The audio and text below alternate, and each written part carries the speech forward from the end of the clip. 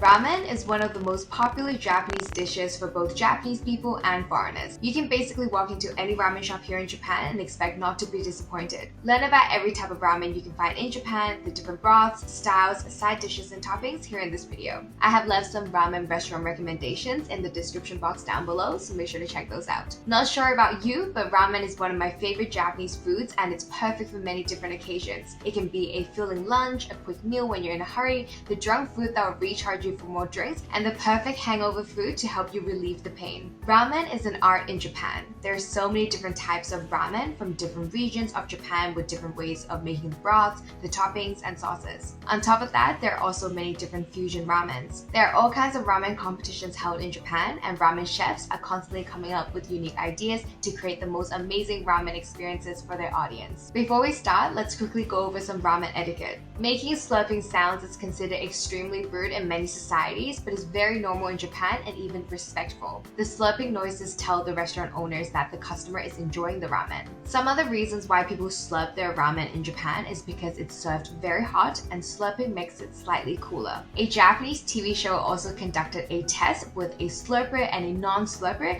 and they weighed their two bowls after they had finished their noodles. The non-slurper had more broth left over, so don't feel shy or embarrassed. Follow the example of the Japanese person next to you. Chopsticks can also be a challenge, but nothing can't be mastered with some practice. Also, another thing to keep in mind is don't go to a ramen shop with a white shirt. It won't stay white. Now that we've gone through the different manners to keep in mind, here is a breakdown of every type of ramen as of now. Alright, let's start off with talking about the different ramen broths. There are mainly 4 kinds of ramen broth out there: shio, shoyu, tonkotsu, and miso. But there are also a handful of new modern and fusion broths. Here's a breakdown of the 4 so you can decide which one you'd like to try, if not all of them. Let's start off with talking about shio, which is salt. Shio is the lightest broth of all of them, also the oldest. It's usually very clear with a pale color. It's made with a lot of salt along with vegetable stock or meat stock. Shio ramen is usually served with thin ramen noodles. Then there's shoyu, which is soy sauce. Although shoyu means soy sauce, shoyu broth doesn't just contain soy sauce. It's made with vegetable stock and meat, usually chicken, along with a lot of soy sauce. It's still very light with a hint of salt. Then there's miso. Although miso soup is made and eaten commonly among households, miso ramen didn't become popular until the mid-1900s. It's originated from Hokkaido. This broth is made with miso as well as meat broth. The broth is slightly thicker than the shoyu broth. Besides these, there's also kare, which is curry. Curry ramen is probably one of the newest ramen broth types. It's made with pork bones and vegetables with a finishing touch of curry seasoning. One thing that really determines the different types of ramen is the ingredients that's brewed in the broth. Other ingredients like meat are usually used to enhance the taste of the broth of the different types of ramen. There's tonkotsu, which is pork bones. As I mentioned earlier in this video, tonkotsu is one of the 4 main broths. Tonkotsu is the thickest of the 4, made with cooking pork bones,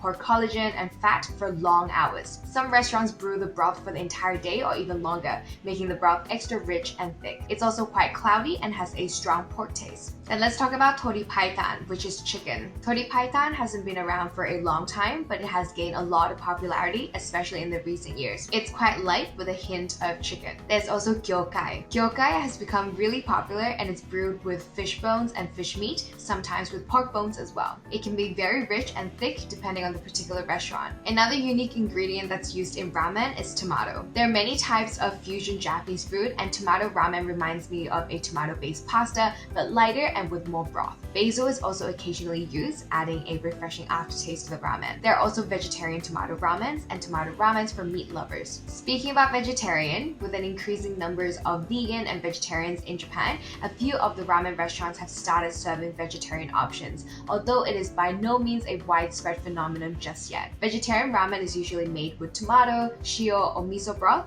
topped with vegetables. Some ramen shops use unique ingredients to add a bit special to the broth. One of them is adding butter to the ramen. Originated in Hokkaido, the land of delicious milk and dairy products, ramen stores in Hokkaido began adding butter to their ramen. It creates an extra creamy texture along with a milky aftertaste. There's also cheese ramen. Cheese ramen might sound very strange, but it's absolutely amazing. It is a popular topping for Korean noodles and has taken its place praised as one of the most unique must-try ramens. One of the most famous restaurants that serves cheese ramen is Tokumo Ramen, and check out this photo. It looks crazy, but once you mix in the cheese and the cheese melts into the broth, it creates a perfect thick, creamy texture and taste. Another unique flavor you can get is Tom Yum. Tom Yum originated in Thailand and is one of the most popular soups that you can get. Recently, Tom Yum Ramen has been popping up in all kinds of restaurants. It adds a mix of spiciness and a little sourness to the broth, bringing a unique flavor to the ramen. Speaking about special ingredients, there's also truffle. Zuta Ramen Restaurant is the first ever ramen restaurant to receive a Michelin star,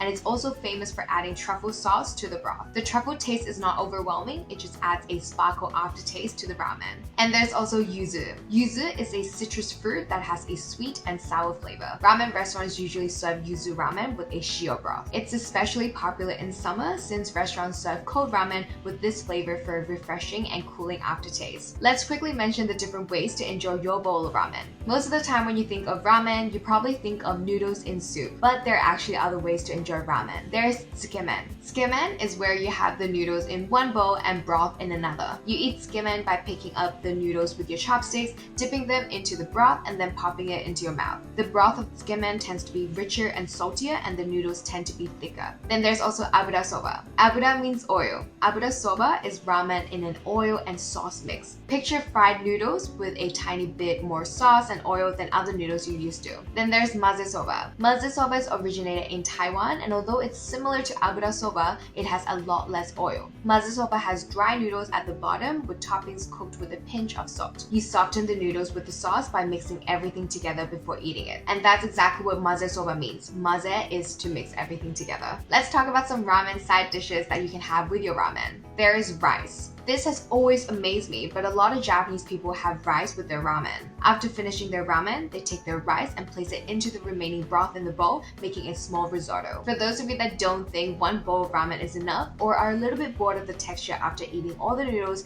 you can definitely consider this option. There are also side dishes like gyoza or karaage to eat with your ramen. Depending on the restaurant, you can sometimes get a set menu where you can get a bowl of ramen and some gyoza or karaage on the side. Whenever I bring a foreign friend to a ramen restaurant, they tend to ask me questions like, what's that on ramen, or what's this on the ramen? And to be honest, I don't always know. So for your and my own education, here's a breakdown on every common topping you can see on different types of ramen. First, we've got nori. Nori is seaweed. Your ramen will almost always be served with one piece of seaweed, sometimes even more. Let it soak up the broth before you put it into your mouth. Then there's menma, which is a Japanese condiment made with lactose fermented bamboo shoots. The bamboo shoots are dried in the sun or other means before the process of fermentation. Menma is used a lot of the time in ramen. Then there's negi, which is finely chopped up green onion. Depending on the bowl of ramen, the quantity of green onion can change drastically, and sometimes you can even get more on the side. Then there's chashu, which is thin slices of braised pork belly. They're tender, flavorful, and the most common topping on ramen. Another topping you see quite commonly is ajitama. Aji means flavor, and tama is short for tamago, which means egg.